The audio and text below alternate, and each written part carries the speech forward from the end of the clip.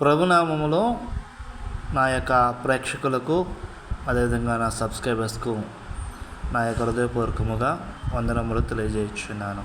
పిల్లరా, మరి మధ్యకాలంలో నా మొబైల్ పాడైపోయిన కారణం రీతిగా నేను మధ్యకాలంలో దేవుని యొక్క వాక్యము అప్లోడ్ చేయడము జరగలేదు.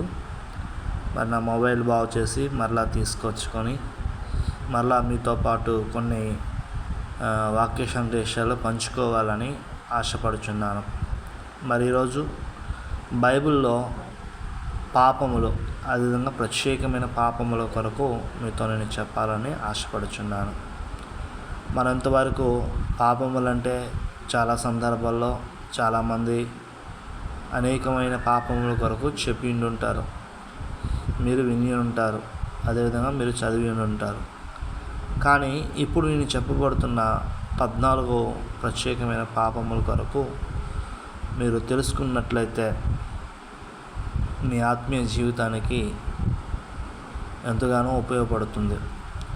ఇది చదివిన తర్వాత, ఈ వీడియో చూసిన తర్వాత మీరు అనుకుండవచ్చు, నేను ఇంతవరకు పాపము చేయలేదు, నాలో పాపము లేదని మీరు అనుకోవచ్చు. కానీ ఈ 14 విషయాలు చదివిన తర్వాత, అవును నేను పాపములోనే ఉన్నాను, పాపమును చేయుచునే ఉన్నాను, పాపములను జీవించుచునే ఉన్నానని గ్రహింపు మీకు కలుగుతుందని ఆశతో యొక్క వీడియో అప్లోడ్ చేయుచున్నాను.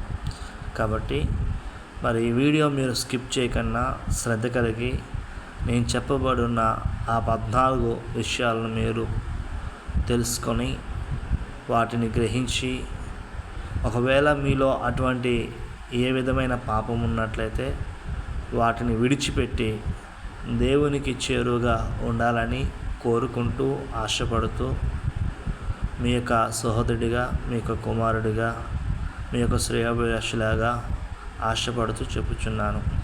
అదేవిధంగా ఈ వీడియో చూస్తున్న మీకు నా వీడియో నచ్చినట్లయితే లైక్ చేయండి, షేర్ చేయండి, సబ్స్క్రైబ్ చేయండి. అలాగే మీ కుటుంబ సభ్యులకు షేర్ చేయడం మర్చిపోకండి.